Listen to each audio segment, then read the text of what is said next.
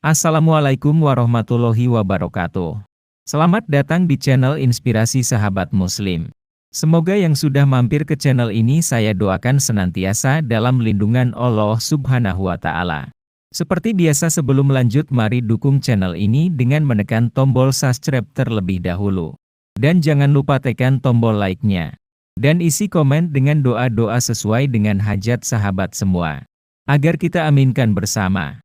Semoga menjadi wasilah terkabulnya doa dan hajat sahabat semua. Bagi Anda yang sudah like, subscribe dan komen, saya doakan semoga panjang umur, selalu diberikan nikmat kesehatan, dan rezeki yang berlimpah berkah. Dikaruniakan kemudahan dari segala urusan. Amin Allahumma amin. Bismillahirrohmanirrohim. Kisah Nabi Zulkifli, raja yang mampu menahan godaan iblis.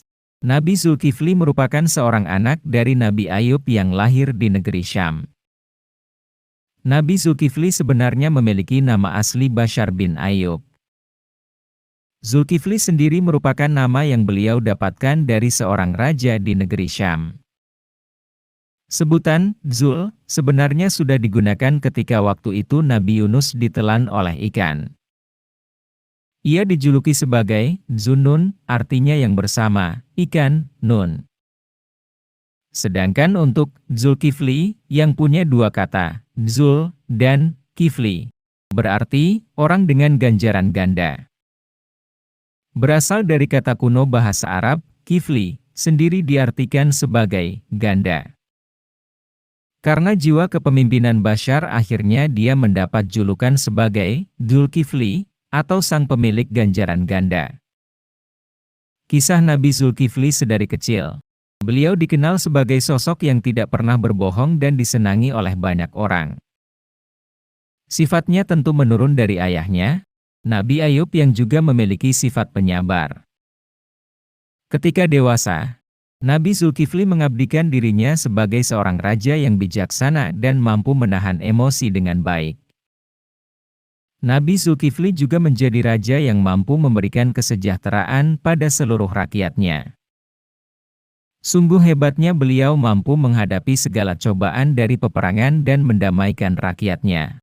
Hingga akhirnya beliau wafat pada usia 75 tahun. Namun ada juga yang mengatakan bahwa Nabi Zulkifli mengembuskan napas terakhirnya pada usia 95 tahun. Nama Nabi Zulkifli disebutkan dua kali dalam Al-Quran. Pertama, pada surat Al-Anbiya, ayat 85 dan 86 yang berbunyi, "Ingatlah kisah Ismail, Idris dan Zulkifli. Mereka semua termasuk orang-orang yang sabar. Kami telah memasukkan mereka ke dalam rahmat kami. Sesungguhnya mereka termasuk orang-orang yang saleh." Kedua, yaitu pada surat Sya'ad ayat 48. Allah berfirman, "Dan ingatlah akan Ismail, Ilyasa, dan Zulkifli. Semuanya termasuk orang-orang yang paling baik." 1. Kisah Nabi Zulkifli ketika menjadi seorang raja. Saat itu negeri Syam dipimpin oleh seorang raja yang umurnya terbilang sudah cukup tua. Tetapi ia tidak memiliki keturunan untuk meneruskan tahtanya sebagai raja. Raja tersebut adalah seorang pemimpin yang bijaksana. Tentunya ia ingin penggantinya kelak bisa memimpin negaranya dengan baik. Suatu hari, raja mengadakan sayembara untuk menentukan siapa yang akan menjadi penerusnya. Beliau memberikan kesempatan kepada seluruh rakyat di negeri Syam untuk mengikuti sayembara tersebut. Seluruh rakyat negeri Syam, termasuk Nabi Zulkifli, hadir dan berkumpul di istana. Kemudian raja pun berkata kepada rakyatnya bahwa usianya sudah makin tua dan tidak memiliki keturunan yang bisa dijadikan sebagai penerusnya. Oleh karena itu, raja ingin salah satu dari rakyatnya yang menjadi penerus kerajaan. Raja mulai mengajukan persyaratan, karena tentunya raja tidak ingin asal dalam memilih penggantinya kelak. Ada 3 persyaratan yang diajukan oleh raja pada saat itu. Syaratnya adalah berpuasa di siang hari, beribadah pada malam hari, dan mampu menahan emosi. Namun, Setelah raja menyebutkan persyaratan tersebut, seluruh rakyatnya terdiam karena merasa tidak akan sanggup melakukan persyaratan tersebut.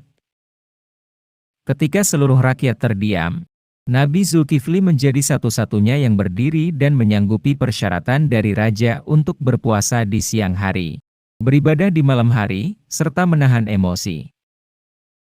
Hanya saja, raja merasa bahwa Nabi Zulkifli masih terlalu muda saat itu. 3 kali raja mengajukan pertanyaan yang sama, tetapi tetap saja seluruh rakyatnya terdiam dan hanya Nabi Zulkifli yang berdiri dan menyanggupi. Akhirnya raja memilih Nabi Zulkifli untuk menjadi penggantinya dan kisah Nabi Zulkifli sebagai raja pun dimulai. Dari kejadian itulah kemudian Bashar mendapat julukan sebagai Zulkifli. Seorang raja dari kalangan Nabi memimpin tanah Syam dengan menegakkan keadilan seadil-adilnya.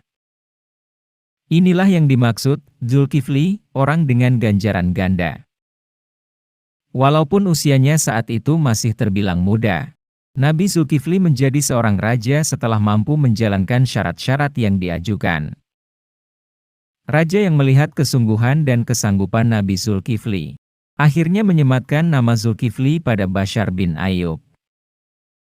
Setelah itu, Bashar bin Ayub lebih dikenal dengan nama Zulkifli dan menjadi pemimpin yang bijaksana juga penyabar di negeri Syam. Nabi Zulkifli menjadi seorang raja yang dikagumi oleh rakyatnya karena kepribadian beliau yang baik dan juga penyabar. Bahkan Nabi Zulkifli tidak pernah marah kepada siapapun. Beliau juga menjadi panutan bagi rakyatnya karena memegang janjinya untuk terus berpuasa di siang hari, beribadah malam, dan menahan emosi walaupun raja yang memilihnya sudah wafat. Selama menjadi raja, Nabi Zulkifli juga selalu mendahulukan kepentingan rakyatnya dibandingkan kepentingan pribadi. Terbukti ketika suatu waktu kerajaan Syam akan diserang oleh kerajaan luar. Para pemberontak itu ingin menghancurkan dan merebut kejayaan negeri Syam. Otomatis sang raja Nabi Zulkifli mengajak seluruh rakyat agar ikut berpartisipasi melawan serangan musuh. Namun tak disangka rakyat yang telah difikirkan kesejahteraannya itu justru mengajukan syarat kalau sang raja ingin rakyat ikut berperang. Syarat mereka adalah tidak ada korban jiwa dari rakyat ketika melawan kaum pemberontak. Akhirnya Nabi Zulkifli sebagai pemimpin berjanji bahwa tidak akan ada korban jiwa yang meninggalkan istri dan anak di rumah. Nabi Zulkifli berdoa agar Allah Azza wa Jalla selamatkan seluruh rakyat negeri Syam. Pertarungan terhadap pemberontak pun terjadi. Kemenangan pun diraih tanpa seorang pun dari mereka yang gugur dalam pertempuran atas izin Allah Azza wa Jalla. Pada awalnya rakyat enggan berperang karena takut mati. Itulah alasan utama mereka lebih memilih menolak ajakan Nabi Zulkifli ketika akan memerangi kaum pemberontak. Mengamati kejadian ini sebenarnya Nabi Zulkifli bisa saja memaksa rakyat agar ikut berperang melawan musuh.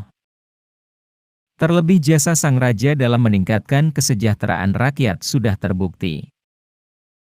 Namun sang raja Nabi Zulkifli memilih tidak melakukan hal tersebut bahkan mampu menepati janjinya bahwa tidak ada korban dari peperangan itu. Dari sini kita belajar bagaimana menjadi pemimpin yang baik adalah menepati janjinya sendiri. Bukan sekadar omong kosong yang segera menguap. Sang raja Nabi Zulkifli telah menjadikan tanah Syam tinggi tingkat kesejahteraannya. 2 kisah Nabi Zulkifli mampu menahan emosi dari godaan iblis. Seperti pepatah yang berbunyi, buah tidak jatuh jauh dari pohonnya, itu ada benarnya juga. Nabi Zulkifli yang merupakan keturunan Nabi Ayub ini mewarisi sikap ayahnya dalam hal kesabaran. Kita tahu betapa sabarnya Nabi Ayub atas cobaan hidup berupa sakit kulit bertahun-tahun. Begitupun yang dilakukan oleh Nabi Zulkifli ketika ia menghadapi kakek jadi-jadian yang datang ke tempat kerajaan Syam. Ketika itu ada seorang kakek tua yang miskin mendatangi para penjaga kerajaan Syam pada waktu tengah hari. Walau kondisi para penjaga kerajaan Syam yang lelah dan sedang beristirahat, si kakek tetap memaksa ingin bertemu sang raja. Padahal waktu itu sang raja sedang lelah karena di malam harinya beliau beribadah dan siang hari berpuasa menepati janji terhadap raja sebelumnya. Akhirnya sang raja Nabi Zulkifli menemui sang kakek yang mengungkapkan bahwa dirinya telah diperlakukan tidak adil oleh rakyatnya. Kakek jadi-jadian itu mengganggu waktu tidur siang sang raja karena kakek berbicara panjang lebar tentang masalahnya. Tidak tanggung-tanggung kakek jadi-jadian itu mengobrol dengan Nabi Zulkifli hingga sore. Sang raja mengetahui masalah sengketa antar kaumnya. Ia mengadakan majelis untuk memutuskan perkara. Kakek jelmaan iblis itu diminta datang pada majelis di sore hari. Tapi bukannya menghargai keputusan sang raja, kakek jadi-jadian itu malah tidak hadir di majelis. Di siang esok harinya si kakek malah datang menemui sang raja. Sang raja Nabi Zulkifli heran kenapa si kakek tidak datang.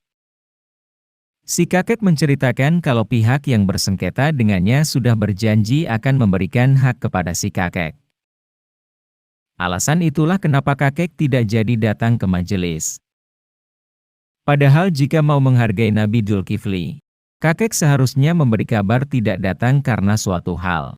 Namun karena kakek jelmaan setan ini memang ingin memancing Nabi Zulkifli agar marah, sehingga sang raja pengganti itu tidak menepati janjinya. Lebih parah lagi si kakek ini tidak memikirkan kondisi sang raja yang harus tidur. Ia mengobrol lagi sampai sore. Alhasil Nabi Zulkifli tidak punya kesempatan untuk tidur siang karena diajak mengobrol oleh si kakek. Dari kejadian ini, sang raja Nabi Zulkifli tetap sabar dan tidak marah dengan sikap si kakek yang tidak tahu diri. Karena persengketaan antara kakek dengan kaum negeri Syam belum selesai, sang raja meminta kakek datang esok sore. Lagi-lagi si kakek tidak menghadiri majelis entah karena apa. Sang raja dan penjaga yang lainnya tidak tahu kenapa. Esok harinya lagi di siang bolong si kakek datang ingin menjumpai lagi sang raja. Sang penjaga kerajaan melarang siapapun masuk istana sesuai perintah sang raja. Hal itu disebabkan kondisi sang raja Nabi Zulkifli kelelahan dan ingin tidur siang sejenak. Akhirnya si kakek tua gagal masuk ke istana karena dilarang sewaktu bertemu dengan penjaga kerajaan. Si kakek dihadang para penjaga kerajaan yang sebelumnya diperintahkan agar tidak membiarkan siapapun masuk ke istana karena sang raja ingin tidur siang. Karena memang kakek itu bukan manusia biasa. Ia mampu menembus batas pengamanan para penjaga. Kakek jelmaan setan itu mencari jalan lain untuk bisa bertemu sang raja dan bertujuan mengganggu jadwal tidur siang. Melihat pintu rumah sang raja dikunci, akhirnya kakek merubah diri dan masuk melalui lubang pintu. Sang raja yang bertemu dengan si kakek berkata, "Wahai Fulan, bukankah aku telah bilang kepadamu, jangan menggangguku ketika aku sedang tidur?" Selang beberapa detik kemudian sang raja menyadari bahwa kunci rumahnya dikunci, tapi kenapa si kakek ini bisa masuk rumahnya? Baru kali itu sang raja Nabi Zulkifli menyadari bahwa si kakek itu adalah jelmaan iblis. Usaha setan agar Nabi Zulkifli marah pun akhirnya gagal total karena tingkat kesabaran yang teruji. Nabi Zulkifli sebagai seorang pengganti yang sudah janji tidak akan marah. Ia sanggup menepati janjinya. Ada beberapa hal yang ditinggalkan oleh Nabi Zulkifli kepada rakyatnya. Pertama, kesederhanaan harus menjadi gaya hidup seorang pemimpin. Kedua, keadilan seluruh rakyat harus dijunjung tinggi. Ketiga, tetap bersabar atas segala hal yang terjadi. Selama Nabi Zulkifli menjabat sebagai raja di negeri Syam menggantikan raja sebelumnya, ia berperilaku secara sederhana. Dalam hal memimpin di negeri Syam, ia juga telah mengantarkan rakyat pada tingkat kesejahteraan yang tinggi. Seperti itulah seharusnya pemimpin menegakkan keadilan di negeri yang dipimpinnya. Ternyata itulah tujuan raja sebelumnya memberi syarat, salah satunya pengganti beliau harus puasa di siang harinya. Tujuannya agar selalu memikirkan kondisi rakyatnya dan menjadi pemimpin yang adil. Hal yang sekarang ini sangat sukar ditemukan tipe pemimpin semacam itu. Karena puasa secara tidak langsung melatih kesabaran seseorang karena menahan diri untuk tidak makan dan minum untuk jangka waktu berjam-jam. Kebiasaan inilah yang akhirnya tingkat kesabaran sang nabi pemimpin negeri Syam itu bisa menjaga emosinya. Itulah peninggalan secara psikis dari seorang Nabiullah Dzulkifli bin Ayub alaihi salam. Peninggalan sejarah yang berupa benda hanya ditemukan sebuah segel yang usianya 2700 tahun. Di segel yang terbuat dari tanah liat yang mengeras itu terdapat nama Nabi Dzulkifli. Penemuan itu diduga peninggalan Raja Nabi Dzulkifli As yang dipublikasikan oleh Biblical Archaeology. Wallahu a'lam bishawab. Demikian sepenggal kisah dari Nabi Dzulkifli alaihi salam. Semoga bermanfaat. Jangan lupa dukung channel ini dengan like, subscribe, komen dan share. Serta klik tombol lonceng agar mendapatkan notifikasi video inspiratif sahabat muslim lainnya. Sampai ketemu di video kisah nyata dan inspirasi lainnya. Wassalamualaikum warahmatullahi wabarakatuh.